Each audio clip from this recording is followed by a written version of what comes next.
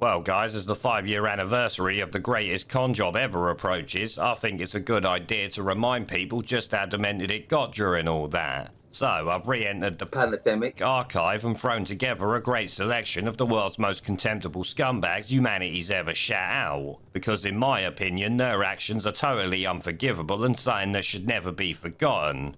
Well, I think they should all be locked in the Tower of London, but for now I guess this will have to do. To slow the spread of the disease, and that's why you must stay at home. By staying at home, we can protect our NHS and save lives. And I'm sorry, but if you have voted Conservative, you do not deserve to be resuscitated by the NHS. I've given you the most important metric, which is, never mind life expectancy, never mind, cancer outcomes.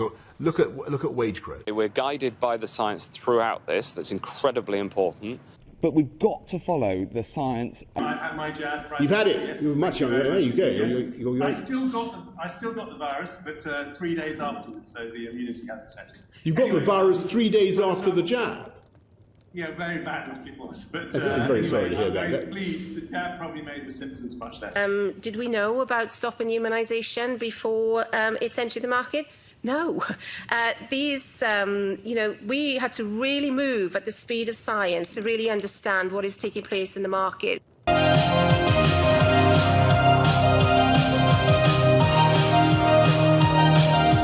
We made the big call to refocus our National Health Service, necessarily requiring the difficult postponement of many other appointments so that we could double the speed of the booster programme. Mr. Hancock, you've introduced a law by which a perfectly healthy individual could be incarcerated for 10 years for wrongly misleading about the fact he or she had been to Portugal. Perfectly healthy individual locked up for 10 years. What is your legal background on that?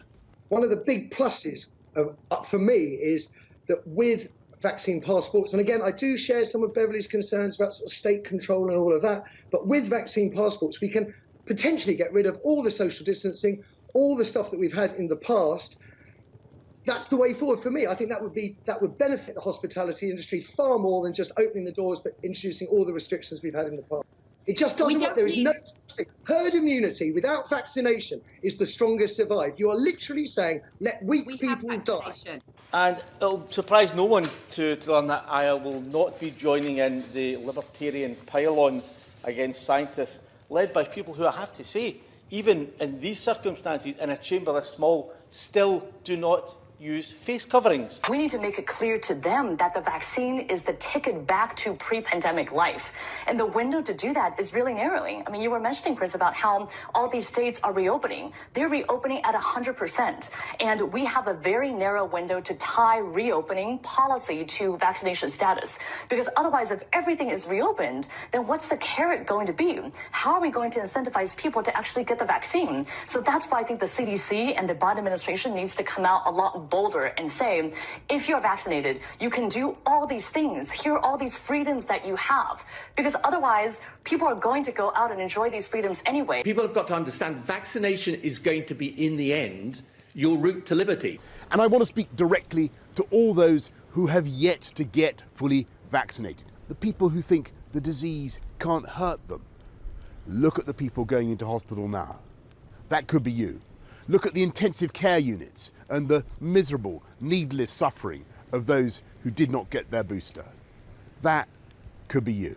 Without proof of the vaccine, you can't go into a pub, club, restaurant, gymnasium, anywhere at all. You can't travel, theatre, you can't even go into work. I mean, personally, I have to say, I don't even think that we should allow people on the streets unless they've had the vaccine. There has been a campaign via, I think, the Daily Telegraph newspaper, where the former Prime Minister, even the former Prime Minister, said that you should improve testing at airports, or indeed put testing in at airports, and we don't. Why not? The challenge is that the false positive rate is very high, so only 7% of tests will be successful in identifying those that actually have the virus. So the truth is, you can't just rely on that. And in fairness, I don't think those advocating it think that you can. I hear what you say about somebody exercising their freedom not to have a vaccine, and they're perfectly healthy, I don't want them sitting next to me in the theatre. I don't want them standing next to me at the theatre bar. I don't want them next to me or anywhere near me or even in the same carriage on the train. So, yeah, they can exercise their freedom by staying at home. You're quite emotional by that. Well, it's just, it's been, you know, it's been such a tough year for so many people, and there's William Shakespeare putting it so simply for everybody that, you know, we can get on with our lives. We're going to move to a situation where, to protect the health system, we're going to lock out people who are not vaccinated and can be. If you're making the choice not to get vaccinated, then you're making the wrong choice. You're making the wrong choice. And for safety's sake, and for the back to that point about how much work our nurses have to do, as this becomes absolutely a pandemic of the unvaccinated and we open everything up, it's not going to be safe for people who are not vaccinated to be roaming around the place spreading the virus. That's what they'll be doing. You've had your booster, and when you see people who will not take it, putting themselves at risk, it's said, do you feel the same way I do? Does that make you angry? It makes me angry, especially in America where they talk about, it's my right, it's my freedom. No, it's not, because you are a killer. As we said last week, we do reserve the right to mandate certification at any point if it's necessary to reduce transmission. And I should serve notice now that by the end of September, when all over 18s will have had their chance to be double jabbed, we're planning to make full vaccination the condition of entry to nightclubs and other venues where large crowds gather. Proof of a negative test will no longer be enough. But not just, it's in place, so you need to know. Not that way, because it's blocked. You're not going that way because of COVID. Don't touch me, just move away from it. I know you're big and strong, so you want to fight, try everyone. But look, those measures, those Plan B measures, are only in place because the Labour Party stepped up and acted in the national interest. The right thing to do, according to the evidence. My privilege to have been asked to conduct our service today to celebrate the life of Alan Wright. I therefore offer you all a very warm welcome as we unite in love and friendship to...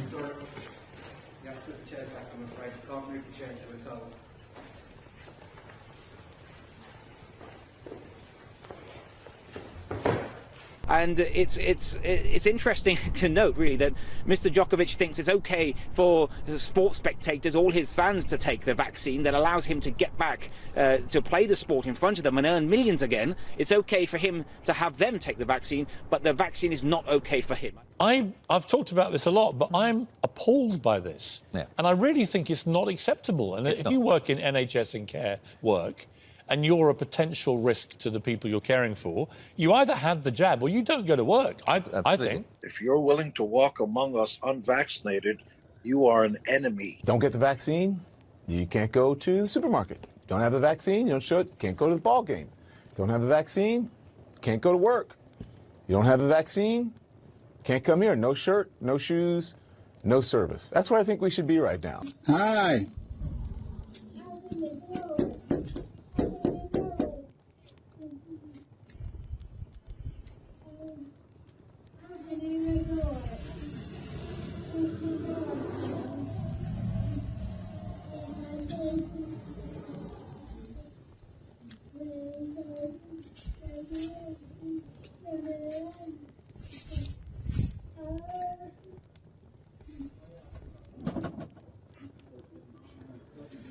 Yep.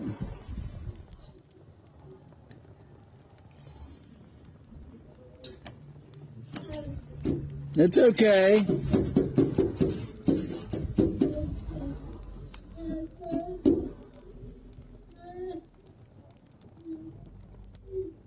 Hey, I love you.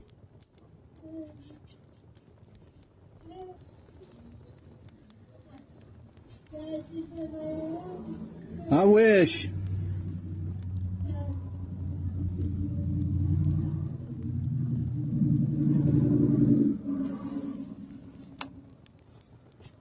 She still got that ankle monitor on? Damn prison.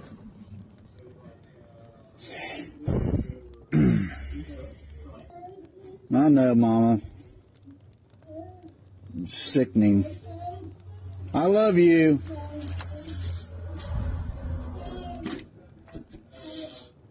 But in order to do all that, we all need to take the COVID-19 jab. It's all of us in this together. Things will slowly get back to normal. Well, what they're calling the new normal. But in reality, the new normal will mean needing a vaccine for doing the kinds of things we used to take for granted. Because we love you, we want you to be safe. We don't want you to be left out or left behind. Don't let your concerns be the thing that widens racial inequality in our society. Don't let coronavirus cost even more Black lives.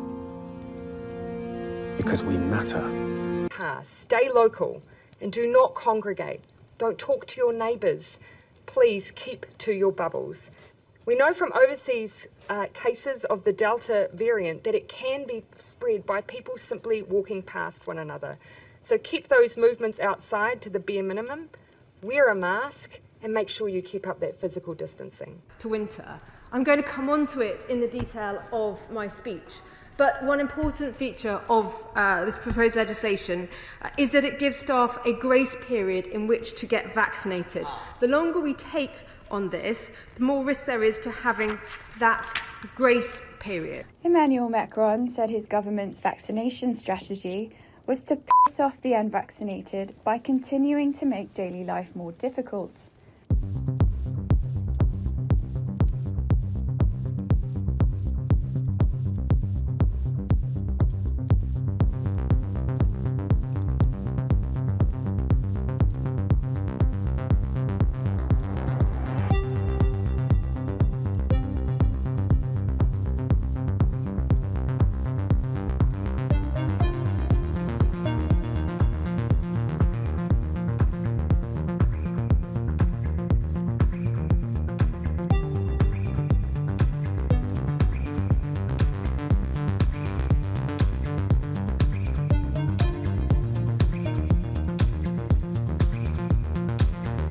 It is beyond boring now listening to under 30s sanctimoniously preaching from their high horse because somehow they think they're immune from the virus and they don't have to do their bit to protect others from this vaccine, from this virus.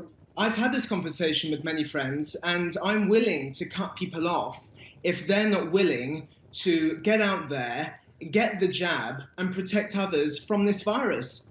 I'm done with people like Joanna lecturing the public, lecturing the viewers at home, saying, well, I'm under 30, I'm not really at risk, it's okay, my body, my choice, this philosophical junk, and it needs to be stopped. When are we going to stop putting up with the idiots in this country and just say, it's mandatory to get vaccinated? F them, f their freedom. I want my freedom to live. Frankly, if you're not vaccinated at the moment and you're eligible, and you've got no health reason for not being vaccinated, you're not just irresponsible. I mean, you're an idiot.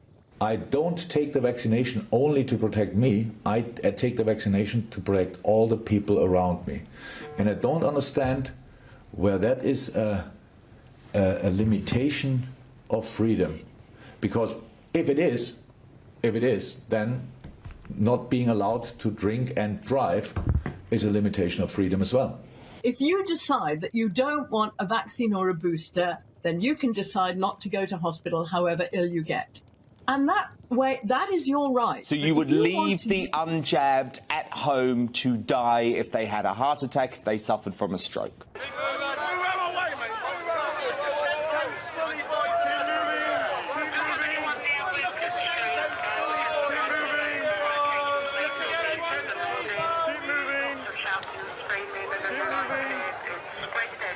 It is, of course, illegal to travel abroad without a legally permitted reason to do so, so it's illegal to travel abroad for holidays and other leisure purposes. We've tried the education, we've tried the carrot, we now move to the stick. If it takes time now, the time to fine people, great. Let's start. Let's never go with €100, make it £100, right? And it starts, and I tell you what, it's not 60 above, let's make it 40 and above, starting on Monday, okay? Now, if we come round, knock on the door, and you can show on your phone or you've got a letter or something, you've got an appointment, that's fine. But if you willfully oppose now, you're 40 and above, £100 fine in December, £100 fine in January, £200 in February, £300 in March. By the end of the year, you'll be spending about £1,000, and that might cut through your ignorance. Who is fully vaccinated or tested negative or has recovered from COVID can get one. And we have right now 15 member states that have already signed up. And from the 1st of July, all 27 member states have to apply these EU digital certificates for the COVID. I am planning now to start my tour through 27 member states for the Next Generation EU, our Recovery and Resilience plan, and I'm very curious to test and to see how this certificate will work.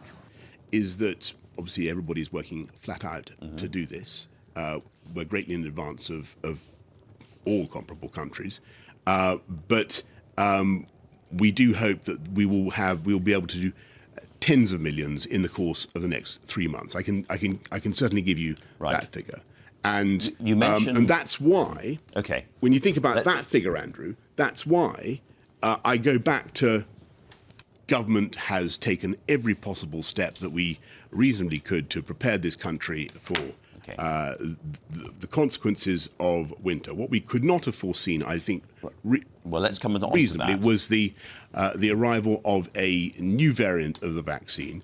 But which was spreading between 50 and 70% faster. We just have to make people understand that, you know, no jab, no life, and that's how it is. Fully vaccinated foreign nationals, fully vaccinated Americans.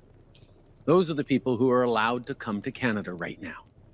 Because we know that this fourth wave that is filling up ICU beds and putting a strain on healthcare systems across the country and slowing down our economic recovery in certain parts of the country is a wave that is affecting the unvaccinated. Why would you put elderly people at risk or vulnerable people at risk just because a few people are not prepared to have the jab? They keep going on about human rights and all this nonsense. The world's changed. We need to get everybody jabbed. It should be no job, no jab, no job, no travel if you've not had the jab. It should give them no of the furlough money if they've not had the jab. I know it's not what people want to hear, but we need to stop pussyfooting around. It's the only option we've got at the moment to get through the pandemic. I'll repeat it. If you are anti-mandate, you are absolutely anti-vax. I don't care what your personal vaccination status is. If you support, champion, give a green light, give comfort to, support anybody who argues against the vaccine, you are an anti-vaxxer. Absolutely. Your personal vaccination status is utterly irrelevant. And if you are out there in any way, shape or form campaigning against this mandate, you are absolutely anti-vax. If you say pro-persuasion, stuff it, shove it. We are absolutely going to make sure as many Territorians as possible are vaccinated. That is our best protection against this thing. And if you look at the Doherty modelling that's only come out since, that says if you double dose 80 in remote communities, 5 and up, I think you'll see our vaccine mandate is absolutely crucial to protecting lives, particularly Aboriginal lives. You probably don't see it like this. There's two different classes of people. If you're vaccinated or if you're unvaccinated, you have all these rights. If you are vaccinated... That is what it is. So, yep. It goes, vaccine, vaccine, vaccine, vaccine. I'm begging of you, please don't hesitate. Vaccine, vaccine, vaccine, vaccine. Because once you're dead, then that's a bit too late. So I just want to say to all of you cowards out there, don't be such a chicken squat. Get out there and get shot. Yeah, I mean, look, it's complete nonsense to claim that vaccine passports mean that you're being forced to get the vaccine. Everyone has a choice. We have choices in all parts of our lives every day, but choices have consequences. And if you're not willing to take the step that is scientifically proven to make yourself safer and those around you safer by getting your free 2 doses of the vaccine, then you are making a choice that has a consequence that you can't do some other things. And I think it's fair enough that the government has said they'll wait till September, because that's when everyone aged 18 and over will have had the chance of their second dose. So people that refuse to get that, for me, those people are selfish, they're dangerous, and I dare say they're a bit stupid, because I can't understand why you would turn down your vaccine, and I don't think that they should be able to lead their lives as normal when they're putting other people at risk. Third, Mr. Speaker, we'll be backing this new system with strong enforcement of both home quarantine and hotel quarantine. People who flout these rules are putting us all at risk, and we'll be putting in place tough fines for people who don't comply. Otherwise, dismiss anything else. We will continue to be your single source of truth. We will provide information frequently. Excuse me, is this your timeout from the red flight? Is this the timeout from the red flight? What? How much time do you get? How much do you get? Half an hour? Okay. A couple of times a day you can. What? You're joking.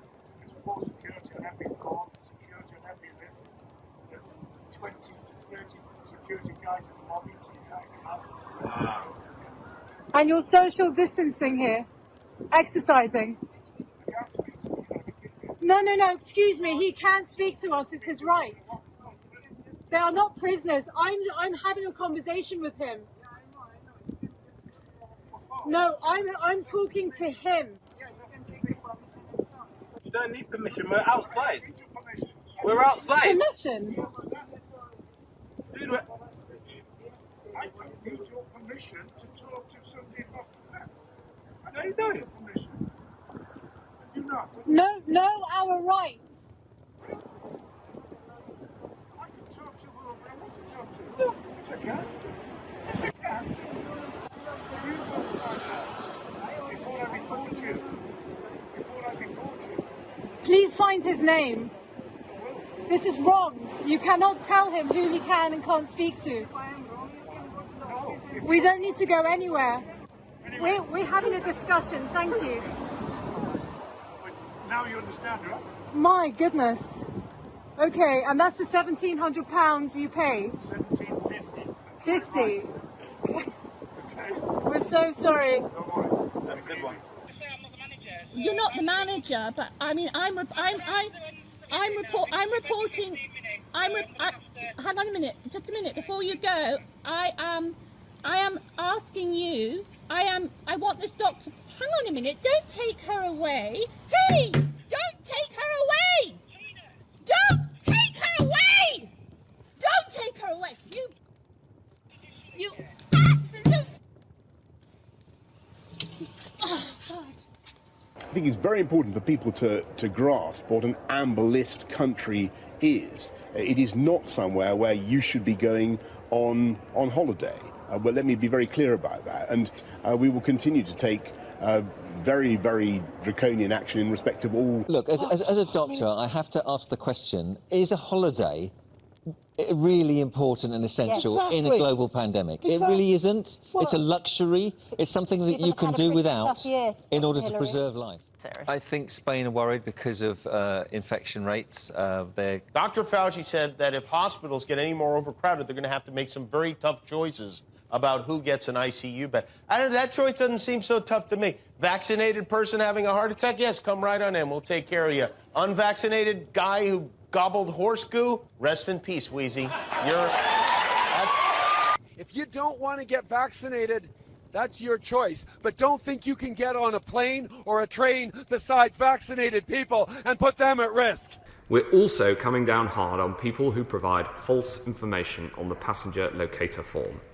Anyone who lies on the passenger locator form and tries to conceal that they've been in a country on the red list in the 10 days before arrival here will face a prison sentence of up to 10 years.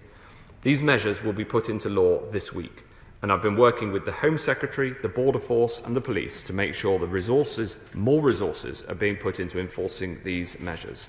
I make no apologies for the strength of these measures. Those who haven't had jabs but could have jabs need to have a badge saying unjabbed. Really? Yeah. The whole country could be locked down because our hospitals have been overwhelmed with people who chose to refuse the vaccine. So as far as I'm concerned, there should be a lockdown for the unvaccinated because they're the people that are going to burden the NHS. People not get it that it's the law here to wear a face mask. We just noticed when you walked in you weren't wearing a mask. But why is that, sir? Do you care? Do you care? It gives you almost 100% protection against being hospitalised and dying. COVID's not going away on Monday. If you're in Birmingham, keep on masking up. Like many countries, the European Union made significant investments in COVID-19 certificates to help people move around as safely as possible during the pandemic. Building on the success of the EU system, WHO is proud today to launch the Global Digital Health Certification Network. Soon after, we will expand this infrastructure by incorporating other use, such as a digitized international certificate of vaccination, routine immunization cards, and international patient summaries. He is quoted to have said, "I am not about pissing off the French people, but as for the non-vaccinated, I really want to piss them off. And we will continue to do this to the end. This is the strategy." I think Spain are worried because of infection rates. They're worried about their health services being overwhelmed. And they want the message to be out there that even on a beach, if you're looking at those pictures that we've just seen, if you're on a crowded beach, there's a risk of transmission. And in theory, if you go swimming in the sea, you should be wearing a mask. Well, yeah, there are people who say we could be doing things differently. We are following the science, we're following the medical advice. We're putting out today is saying we should really distinguish between the vaccinated and the unvaccinated. So both here at home, if we do have to adjust some of the freedoms about vaccine refusers. They're selfish, morally repugnant, irresponsible people who are enjoying their freedom because the rest of us are being vaccinated. All these vaccine refusers, their kids are going to school, they're going to hairdressers, they're coming into studios like this. Why? Because the large part of the population are being vaccinated. If we weren't vaccinated, if we didn't all have skin in the game, we'd all be mothballed. So it's all very well rolling your eyes. Let me be clear. If you're in a state where hurricanes often strike, like Florida or the Gulf Coast or into Texas, a vital part of preparing for hurricane season is to get vaccinated now. Everything is more complicated if you're not vaccinated and a hurricane or natural disaster hits. If you can keep going in the way that you have kept going so far, if you can help protect our NHS to save lives, and if we as a country can show the same spirit of optimism and energy shown by Captain Tom Moore, who turns 100 this week. After all, nobody is safe until everybody is safe. And what we want the G7 to try to agree is that instead of vaccinating the whole world by 2024 or 2025, which is the current, what we'd achieve on the current timetable, we need to get this done by the end of next year, by 2022. Okay. But it's going to take all of us to make that happen. So please, don't wait. Get your COVID shot. Get your flu shot. That's why God gave you 2 arms. Get one in each arm if you want. Well, what's really excellent is, and it's a statistic that I think should be shouted from the rooftops, is that after 12 days from the first vaccination of the AstraZeneca vaccine, you are 100% effective against hospitalization and death. So, those are the statistics we need to be hearing. And yes, why haven't we heard that before? Well, here I am. A little bit earlier than, if you kept the brakes right on until we're all vaccinated, that's the safest way to do it. And I mean all of us. Including children? Yeah, including children, yeah. I think we do need to vaccinate the vast majority of us in order to be able to keep the lid on this epidemic. There is a virus here. It kills people. And the only way we prevent it is to get vaccinated, to wear masks, to do social distancing, washing your hands all the time, and not just to think about, well, my freedom is being kind of disturbed here. No, screw your freedom. Because with freedom comes obligations and kind of responsibilities. I very much agree with the central point in Gabriel's paper that we should be aiming for zero infection. And, my sister lives in Beijing, and she flew back to Beijing in the middle of lockdown. And just to give you an idea of the contrast, she was escorted from the airport in Beijing to her home by Ministry of Health officials. and then put into her home for 2 weeks quarantine. The door was sealed, and she had a police car sitting outside her house periodically. And I think it is also important to recognise that it would have been wrong to swing the whole of the medical profession over to this. Even the height of the pandemic, more people died of causes not COVID than died of COVID. Every one of those deaths is tragic on both of those sides. And the thing that was most useful to me when the pandemic struck was making sure we had a piece of legislation ready to get onto the statute book. Now, there's a lesson there as well, which is we need a new piece of legislation, both for civil contingencies, and we need an update to the 1984 Public Health Act. And I'm very happy to give further evidence on what's needed there. What everybody missed in the Western world was that lockdowns were going to be necessary, and that's why I'm stressing this point so much, because it is the single most important thing we can learn as a country. Yeah, going through all them again really makes you notice just how fucked up it actually got during all that, and how hindsight has made many either change their tune or sit quietly hoping we never bring it up. Of course, that won't happen, since I'll never forgive or forget, like I said. So share this around and make sure they can never live it down.